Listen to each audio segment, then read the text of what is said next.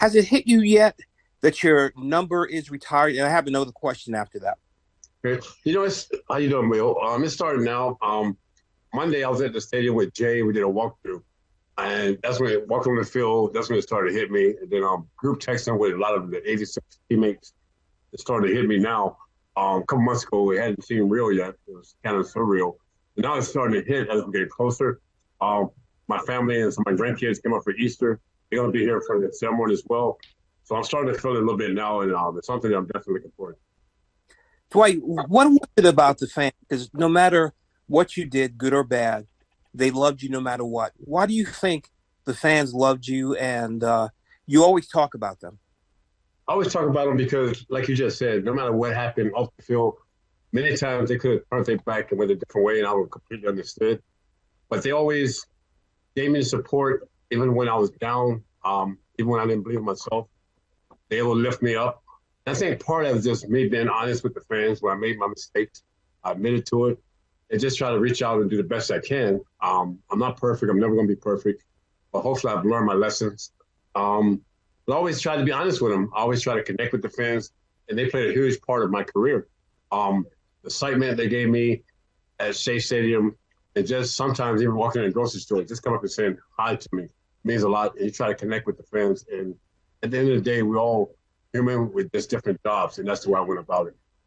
What did it mean to you in general to represent the Mets? You ended up pitching 16 seasons in the majors, but what about those moments, those years, those special times with the New York Mets? It was very special pitching with the Mets, and when you get drafted by a team and when you finally make it to the majors and you have a little success early in your career, you feel like you're going to build that team your entire career. Unfortunately, it didn't happen, and I understood why. In 94, after the 94 season, the Mets wanted to cut ways, which I understood. But my thing was always want to make it right with the fans. I didn't want to go out on that note without at least spending more time in front of the fans and let them know that I'm okay. I wanted to apologize to the fans for all the mistakes and my addiction off the field to make things right. And, everything's timing. It's not always the time we want, but everything's timing. And what I mean by that is I tried to come back to the Mets several times as I joined the Yankees, play with Cleveland, play with Tampa and Houston. It didn't happen. I tried to retire as a Met. The timing went right because I continued to get in trouble after that. By the grace of God, I've been good for the last 4 years. That's a long time for me. And hopefully now I got it. Hopefully now I get it, So what I mean by that is now with the opportunity coming April 14th, I look at it as a celebration for me, not only with the fans, but my teammates. I still call them my teammates because when you win a World Series with some guys, they're not former teammates. They continue to be your teammates, and we're still like family, a lot of us. And so I think now I get the opportunity to thank the fans and let them know that, every time I took the field, I gave all I had. Unfortunately, off the field, I had some struggles. But to let the fans know what they meant to me, I can say that now. Now I'm given the opportunity to do that. And this is all I ever really wanted. And now that comes here. So it's kind of not necessarily put closure to my career because that's been over. But with the fans, I'll always be connected. Don't put closure, but it's just a way of me saying, let them know I'm very proud of the support they gave me off the field, not only on the field. It's a big deal. And so I can't wait to just be there and let them know how I really felt. And Doc, when that number goes up, fans will know it's you forever. But when you look at that number, who does it represent besides yourself? Who else is part of that journey that enabled the Mets to put that number up in that stadium?